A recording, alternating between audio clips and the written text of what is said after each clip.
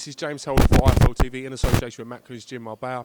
I'm in Stonebridge ABC today. We've just witnessed James DeGale's media workout ahead of his IBF title challenge against Andre Durrell.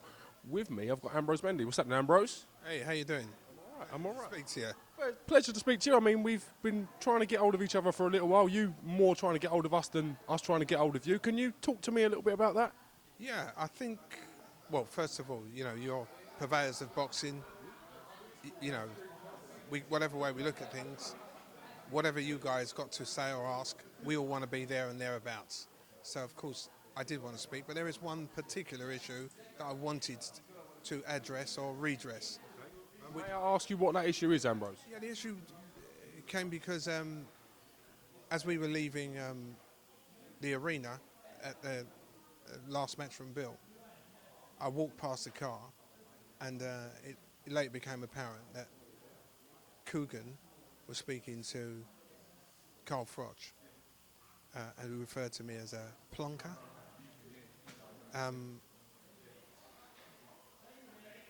For me, cheap shot, really cheap shot. I don't have a professional relationship with him, and I think when I hark back to my first interaction with Carl Froch on a professional basis, we were at Sky Studios, and George Groves reduced him to tears. Make no mistake about it, Groves never got many things right, but he got it right when he said that what you're crying for. He was so seething, you know, with anger and rage. He became quite emotional about it. My first action was to say, listen, you know, Carl, for sake, you know, pull yourself together, don't let it go. You know, just supportive words, which I think anybody would have said, great, fine. As you know, James, of course, was added to the Wembley bill.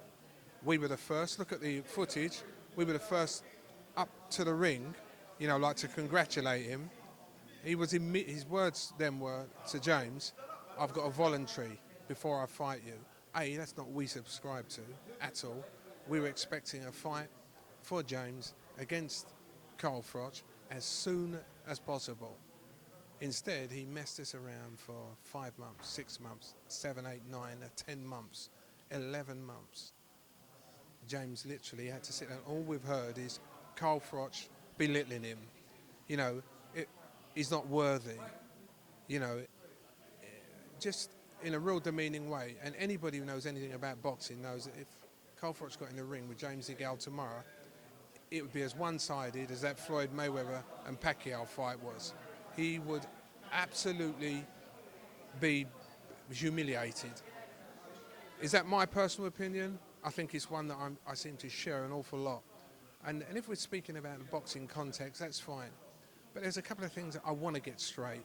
When people are saying, you know, or Carl Froch is saying, talking about his greatness, I don't really need, although I appreciate Nigel Benn, you know, to add his personal comments on what greatness is all about, and he is revered quite rightly as a great fighter. What troubles me about Carl? Carl is trying to write his final episode, you know, almost like the epilogue. He wanted to go and fight Julio Cesar Chavez, and he was going to fight him in January. Who goes out to Las Vegas in January? Nobody. You don't tell Las Vegas what to do. Las Vegas calls you. I know. I signed pieces of paper for Nigel Benn to fight, you know, headlining a show in Las Vegas. So I'm not kind of making this up as I go along. I just think, yeah, I look at Carl Froch. I totally respect his achievements, but he's not great.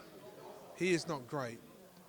We're celebrating 70 years now, you know, since the end of the First World War. And so it's perhaps appropriate, or apt certainly, that I say this.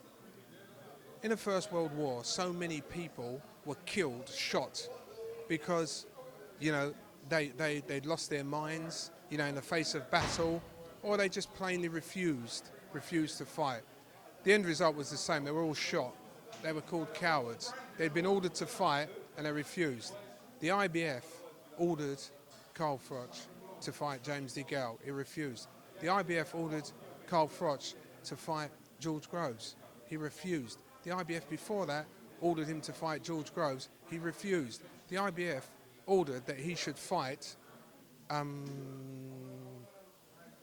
the current world light heavyweight champion from Haiti, the Haitian. His name's gone out of my head anyway. He refused. And so, why do you keep refusing?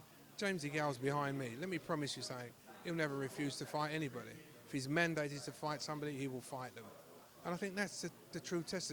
Did Nigel Benn really believe that he was going to knock Gerald McClellan out? Did he really? You know, deep down, did he really believe it? We don't know. But I tell you what, he took the one prerequisite you need to achieve, and that is belief. From Carl's point of view, and you know, I don't know where he is at the present moment. I'm told that he's thinking about quitting. Do something decisive, because your legacy is eroding every day. Plonker, I'm not a plonker. You look in the Collins English Dictionary and you'll see what a plonker is. But there's an even better one, and I'm not making this up. Look in the Urban Dictionary, because we're people of today, social media, interaction. Look under Froch, F-R-O-C-H, and then look under Mendy. You will be fascinated by what you read. And I sign off on that. It says everything. Just want to ask you quickly, did you happen to see Carl Froch's interview with Floyd Mayweather on the TV? And if so, what did you make of that? I thought it was a bit of narcissism. You know, Floyd had already introduced himself. You're talking about when they were doing the Sky thing. Floyd had already extended a courtesy to him, you know, acknowledged Carl. Carl then goes into this diatribe about me and George Groves, and when I knocked him out and everything else, Carl, wake up, wake up. The one thing I promise you, James DeGale, has that you don't have, is a surround of excellence, a quality mastermind circle. People who are in there and brave enough to say to you what is what. We all know what public perceptions of James were 2 years ago.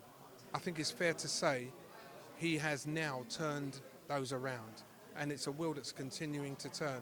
He's going out to do something pioneering, which is to become, you know, a world professional boxing champion, in addition to being an Olympic gold medalist from this country. And I think everybody, it's us against the Yanks, everybody should be supporting it. And so, Carl, you want to fight James DeGale, it can be done in 10 seconds. If not, go away. Go away. Ambrose Mendy, I thank you for your time, sir. Thank you for asking questions so honestly, and we'll catch you in Boston real soon. You definitely will. Definitely. And it will be a different tea party this time. Come on, you Brits.